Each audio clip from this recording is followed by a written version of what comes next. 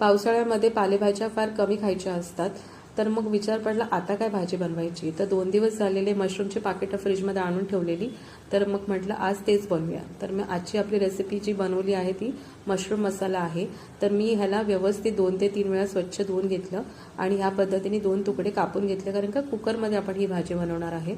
तर मॅरिनेशनसाठी आपण हळद टाकलेली आहे, काश्मीरी लाल मिरची पावडर टाकली आहे आणि 2 चमचे सब्जी मसाला किंवा किचन किंग मसाला असेल तर तो टाकायचा आहे आणि त्याच्यामध्ये 2 ते 3 चमचे दही टाकायचे, घट्ट दही, आणि मॅरिनेशन करून घ्यायचं आहे. छान मॅरिनेट करायला ठेवायचं आहे.